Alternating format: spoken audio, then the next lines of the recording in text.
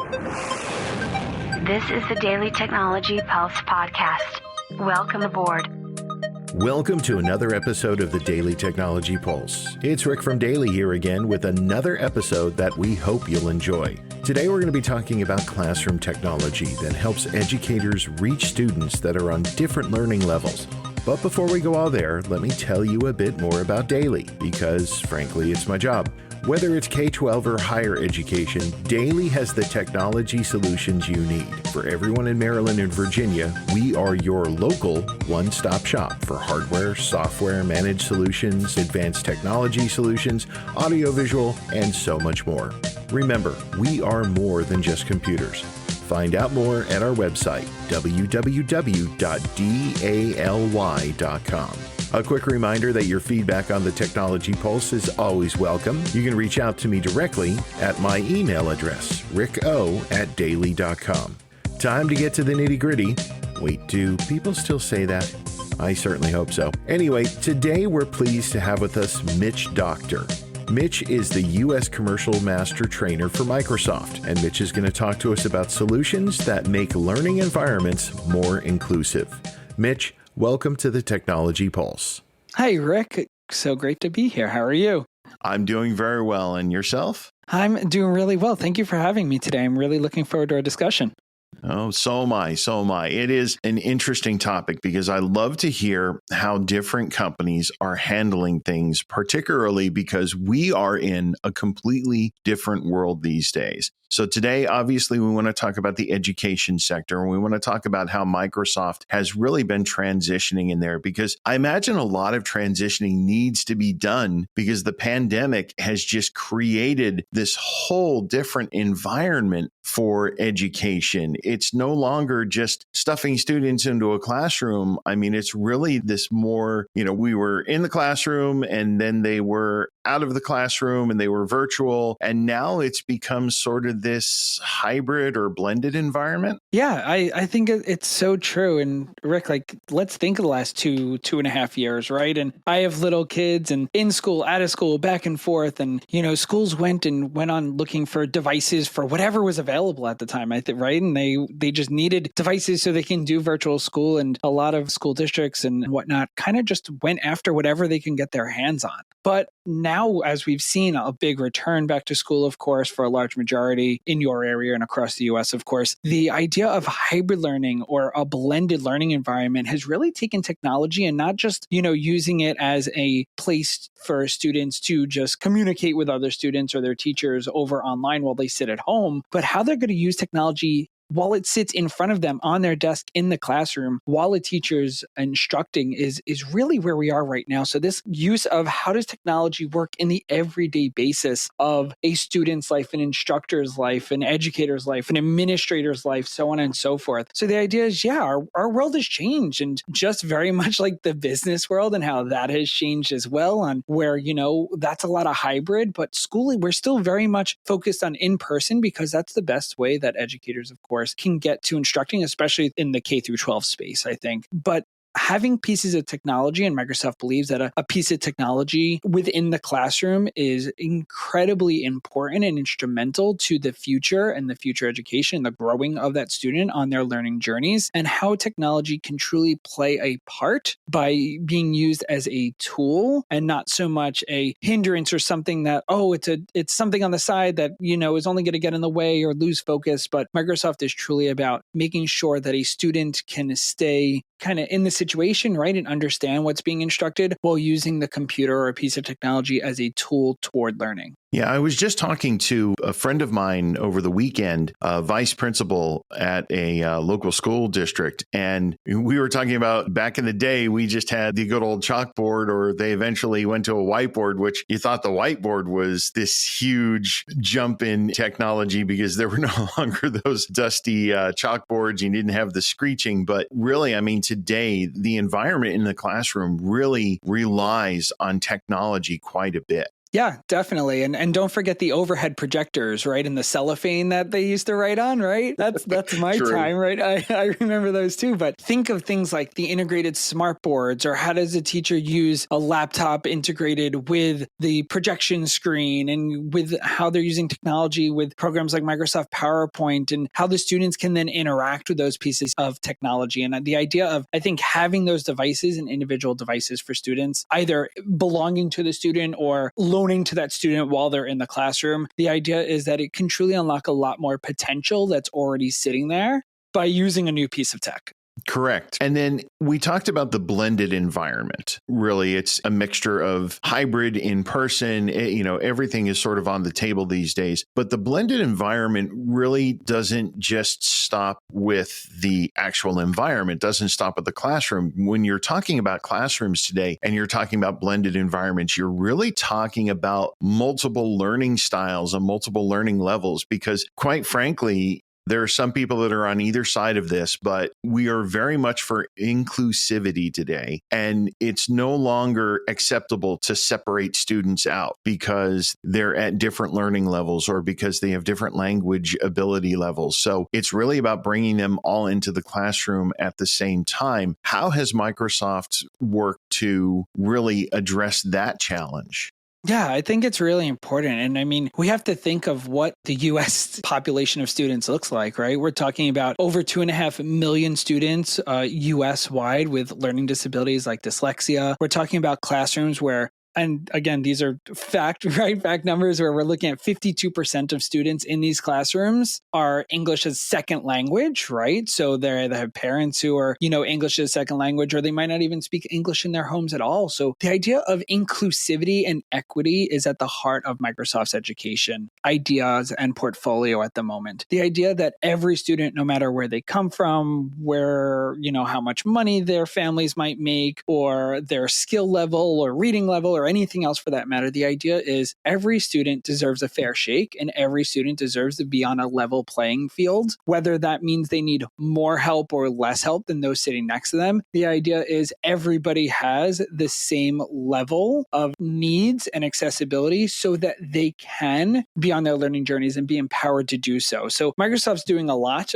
The biggest thing we did, of course, in the past year, I hope this isn't news to anybody, but Windows 11 came out. So there is a new Windows operating system. For what it's worth, yes, there's a lot of hoopla around when it did release late 2021. But the idea here is that Windows 11 is truly built for accessibility and inclusivity. And I'm going to go, how's that possible, right? Well, it is 6 times more integrated accessibility features than literally any other operating system in existence. It is also the only operating system that has, within the settings menu, actually has just accessibility. Everything from changing text size to contrast to serving those who might be colorblind, or of course our built-in narration tools are still there. One of my new favorite additions to Windows 11 is built into the operating system live captioning. You don't have to turn it on and off. If you want live captioning, it could be on for literally everything. You don't have to kind of worry about, does this program have live captioning, or this video that I posted or I'm grabbing from an outside source, will it have? You don't have to worry about that. It is built into the operating system. It's pretty incredible. And now we also have accelerated voice detection. So the idea is that if somebody maybe doesn't have the use of their extremities, or maybe just like overall think older teachers who might have things like arthritis. My mom herself just has a bit of arthritis and carpal tunnel, and typing, she's not nearly as quick as she was one day on a typewriter. And again, my mom was a teacher of almost 35 years in public school and special education. So the idea that she can sit at her computer and just talk to it to make her PowerPoint slides or write in Word or a letter and things like that. Think of these different tools as you can, because the idea is no matter how an educator or a student needs to use a computer, there's a feature built in. So I do want to call out one other feature, Rick, and I think it's pretty incredible. So we know that students, right, over 2.5 million of them have some type of learning disability. So what if there was a tool, say in Microsoft Word or within Microsoft Teams for education, or I don't know, even in a web browser like Microsoft Edge, that you can make it easier to read for those students or that individual for that matter?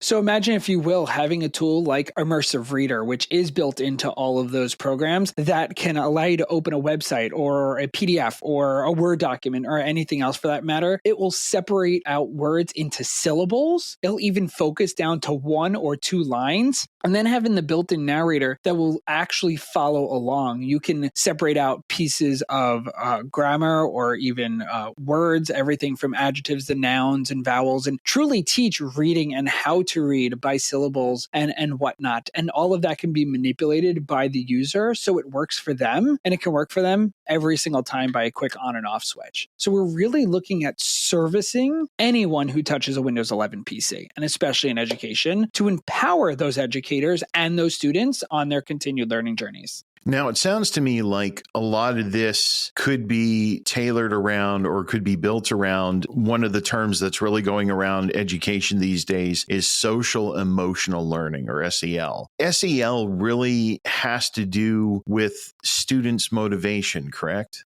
Part of it, I think, is motivation. I think the other part of it is just kind of like how the kid's feeling. There's so much going on in the world, and so much more than when I was in school, right? And everything from social media to what they're watching on TV and how they're talking to their friends. And I think there's just so much going on. And, other than parents, an educator, a teacher is whom sees these children every single day for 9 to 10 months out of the year. So I think the idea here is, how can we keep students socially and mentally, I think, healthy as we might see them every year as a teacher or educator? Very true. Very true. And so a lot of that really does have to go back to the engagement, because I can remember back in the days, both when I was sitting in front of the teacher and also standing in front of a classroom back to my teaching days, when I would sit there and say, the disengaged student, the one who feels left out, you're really dragging them kicking and screaming through any type of lesson. So the more engaged you can keep them, the better the educational journey is going to be for those particular students, because nobody ever wants to be left behind. No, I agree. I totally agree, right? And I think we've all even been that student before, even just a little bit. And I think we can all relate to whom that student is. And using a piece of technology, right, like a PC, along with things like Teams for Education, I think can really kind of bridge that gap, because every student can have that kind of one-on-one personalized attention and personalized learning experiences with an educator, even through that piece of technology. So for instance, if we think of Microsoft Teams and specifically about social emotional learning, right? So we have tools within Teams that are built in for educators to do simple check-ins like, how are you? How are you feeling? How are you feeling about the exam coming up this week? And students can actually check off or write in, hey, I'm anxious, or I'm excited, or I'm sad. We can see how students are, but I think the most important thing is the data that comes of that for that individual teacher or educator. They can see patterns. They can see patterns of the class. They can see patterns of individuals. So we are hoping, and the hope is that we can see educators and students having better overall engagement and relationships with each other. So say, for instance, there is an exam at the end of the week, right? And you have that 3/4 of the class are feeling really anxious about the exam. Maybe the educator might decide that, hey, we need to talk about this openly in class and find out why people are not ready and people are not feeling good about this. Think of that, like, as you are a teacher, like,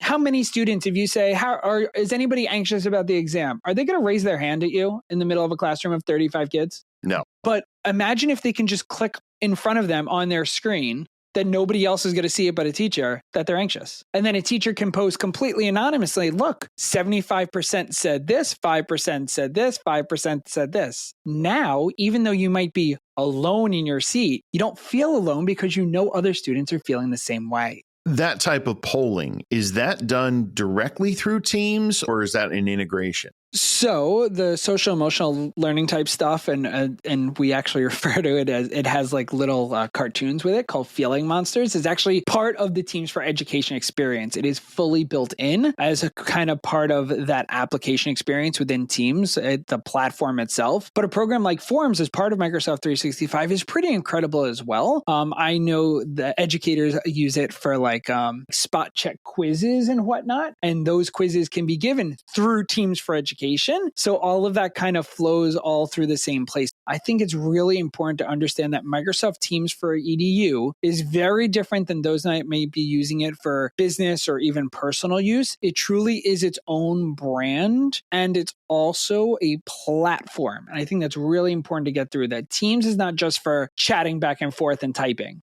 Teams is a platform that is full of applications and information to allow us to share and collaborate, or grade exams, or issue assignments, and so on and so forth. It truly is a single one-stop shop for technical education needs and around collaboration specifically. And I'm really glad that you brought that up, because I know that a lot of people will use Microsoft Teams, and knowing that Microsoft Teams for Education is a completely different animal. I think that's something that a lot of people may not realize. Knowing that it has all of this other functionality is really beneficial. I've been at Microsoft a while, so I was a guinea pig for Teams for a very long time ago. So Teams is always exciting, but I myself am new to really learning about Teams for Education, even just the last 6 to 8 months. But I think it's really incredible, the amount of empowerment that we can give students and educators within a platform like Microsoft Teams, where we know everything is secure. Their privacy is secure, their security policies and everything in there as well, but also the information all exists in one place. There's no going and grabbing from here and then, oh, does this app have this and this app has this and this? But no, because it's part of Microsoft 365 already. So Word and Excel and PowerPoint and all of those things all work in conjunction inside of Microsoft Teams as well. And then Microsoft Teams can do the same thing, like record projects and videos and upload them directly into an assignment right to an educator, or right toward a collaboration group of maybe like a student project, for instance. And that's the idea, is that it is a single platform that education can truly exist and thrive in within the digital world, in conjunction with students sitting next to each other in a classroom. Now, I'm glad you brought up security, because that was something that I really wanted to talk about. Talking to tech people, they will tell you the biggest benefit of all of this technology that we have available to us is the users. And the biggest detriment to all of this technology is the users. It's so true. It's a double-edged sword. So crazy. You talk about the fact, and I fight these battles constantly with my children, where, oh, I'm going to download this because somebody on a TikTok video or somebody on a YouTube video said, oh, go to this link and download this. And you have no idea what on earth you're downloading. So, I mean, I have to think, between ransomware and all of the different data challenges, how does Microsoft up its game to really focus on the safety and security of not just the students, but you also have teachers and you have all of the different staff members? How does Microsoft address those security concerns?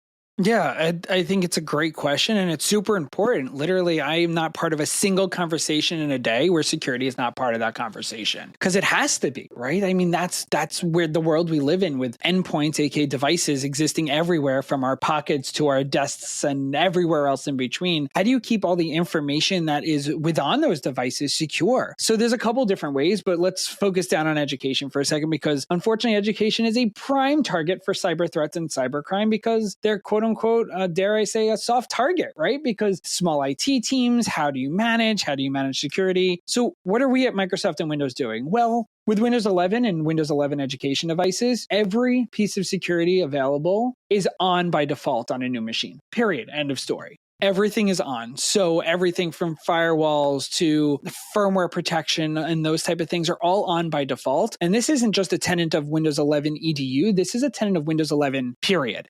And I want to kind of go back to one thing, but it is also related to the hardware itself, the actual computers that are being built from our wonderful manufacturing. Those are the folks at Dell, Lenovo, HP, OEM partners that are building incredible devices housing Windows 11 or Windows 11 for education. And the biggest thing that all of these now have is something called a trusted platform module. I don't want to go into the weeds or anything, but this was really important for Windows 11. This little chip that sits next to a processor, right? The brain of the machine. And this chip is essentially a lock and key. It is a safety deposit box sitting next to the brain of a computer. And what does it do? Well, it stores all of your password information, all of your boot up stuff, all the firmware, right? All the necessary information that makes a computer, and essentially hides it away. So God forbid a cyber threat and things do get onto a machine, that safety deposit box is essentially invisible to anything but when that computer boots up. And this goes to what we refer to as a hardware root of trust. The hardware, the physical device itself, the processor, and those things all together allow us to have a device with Windows running on it that is that much more secure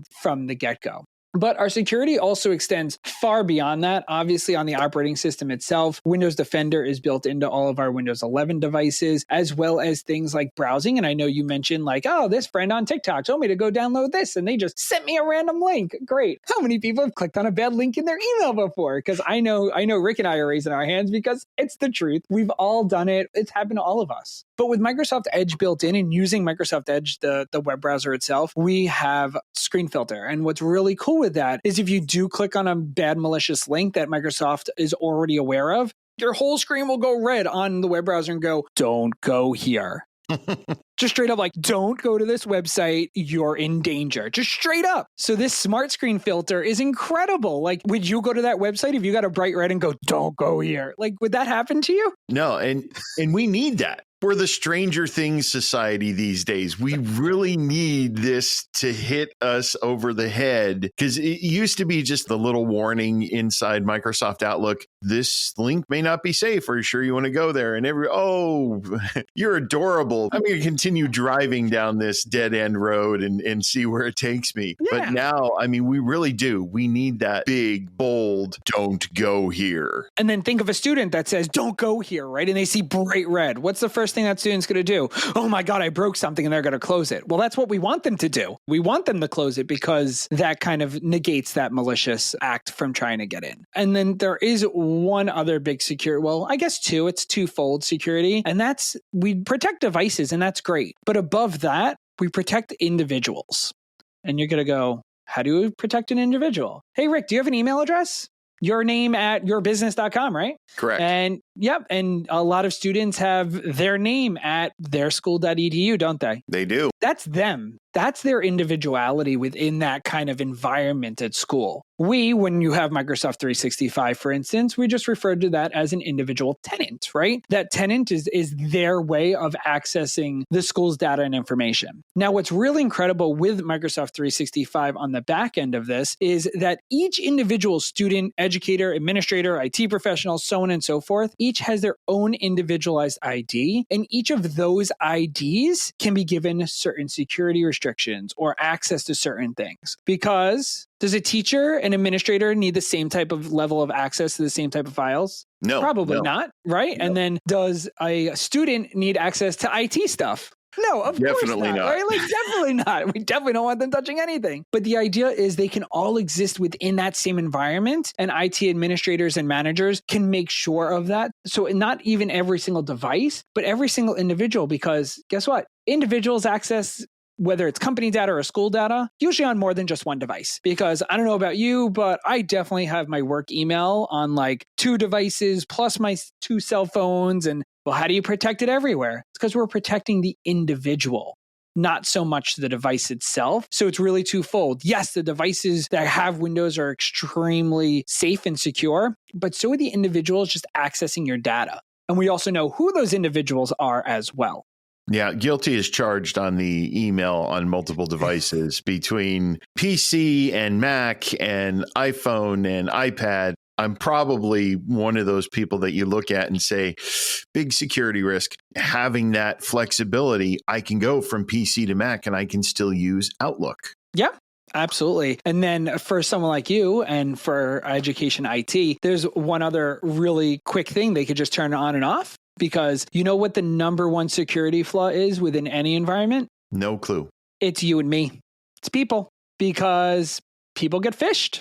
We know that, right? It's a fact of the matter. But if your IT administrator or managers can turn on multi-factor authentication in one click for every single ID within the environment, they just solved the password stealing issue, didn't they? They did, which is good, because I have to say there are times, particularly on password change day, where I then have to change the password on all my different devices. And then I get the MFA, we're going to text you. And I'm like, good grief, this is about the 9th text message that I've had to get today. But when you stop and think about the alternative, somebody's broken in, stolen all of my data, and completely corrupted my corporate network, which is probably going to be a, if not career limiting move, a career killing move. That is not something I want to happen. I'd rather have to get 9 text messages and type in the code. For sure. But I think the idea at the end of the day is Microsoft truly believes in a passwordless future. And I honestly, right now, today, I couldn't even tell you what my password is. I honestly have no idea,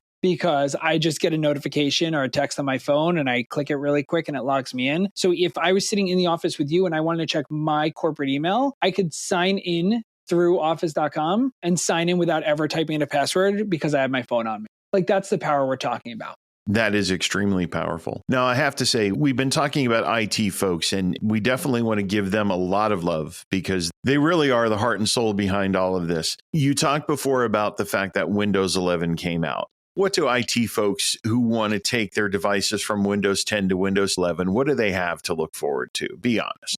I think it's really important, right? Especially when I think education, like thousands of students and educators and whatnot in a district, an IT team of 3, 4, 5 if they're lucky. Like, how do you manage all those devices across the district? What I do want to say is, one, Windows 11 is obviously an upgrade to Windows 10, but on your end, on the IT side, if you're already managing a Windows 10 environment, you literally need to change next to nothing. Windows 11 and Windows 10 can actually be maintained and managed consistently together within the same environment. And this is because Windows 11 is truly based on the same core of Windows 10. So there's a huge piece of backend and IT consistency, whether that's how you deploy or if that's how you manage, or you're using, you're managing the Windows updates or the applications that can be run. All of that can be done the same way it's being done today on Windows 10 from a single dashboard, can all be done on a Windows 11 machine as well. And even together, meaning a hybrid environment. If you had 10 and you weren't able to go to all 11 devices all at once, that's fine, because you can manage 10 and 11 simultaneously together from a single dashboard. I'm sure a lot of IT folks are going to love to hear that, because we certainly don't want to give them any more work. Like you said, they're overworked as it is. They are. And then I'll do you one better. I know a lot of schools do have their applications that kind of belong to them, or they have this app and that app. Like, I don't want to go because my programs aren't going to work. Well, that's okay. 99.2% of apps on 10 work on 11, which is pretty incredible. And then for schools that do have larger Microsoft 365 accounts and whatnot, if their apps don't work, they're actually going to be able to work with support teams at Microsoft to make sure that their apps do work on Windows 11. Mitch, this has been fantastic. Any final thoughts before we wrap today's episode up? Yeah, one, thank you, Rick, for having me, and thank you to the team at DALY for having us at Microsoft and allowing us to really talk about education. I want you all to walk away with one thing. It's truly that Microsoft's look into education now is truly about equity and inclusivity. It's how to give every single student and every single educator on that kind of same level playing field. So there are no boundaries and there is nothing to get in the way. So we can empower every single learner to achieve more. We appreciate Microsoft as a valued partner with DALY. I mean, I know we have some really big school systems in the area, and I'm going to call one out, Prince William County. They're all in on student Windows devices. Having the partnership that we have with Microsoft, immensely beneficial, not just to DALY, but to our customers. Mitch, it's been an absolute pleasure talking to you today. Thank you so much for having me, Rick. Have a wonderful rest of your day. Mitch, thanks again for being on the Technology Pulse. We really appreciate all that great information you shared with us today. All right, time for the wrap up. If you're interested in finding out more about what DALY and Microsoft can do for you, just visit our website, www.daly.com, or call us. You can reach us at 800-955-DALY, DALY. That's 3259. You can also find us on Twitter and LinkedIn under our official name, DALY Computers. Legal stuff time, but I promise I won't speed up the audio like they do in those shady commercials. The Technology Pulse podcast is produced and presented by DALY Computers, Inc. Information presented in the Technology Pulse cannot be copied or rebroadcast without DALY's expressed written consent. Finally, if you have questions, comments, or concerns about the Technology Pulse, get a hold of me on email, ricko@daly.com. Until next time, this is still Rick from Daily saying so long.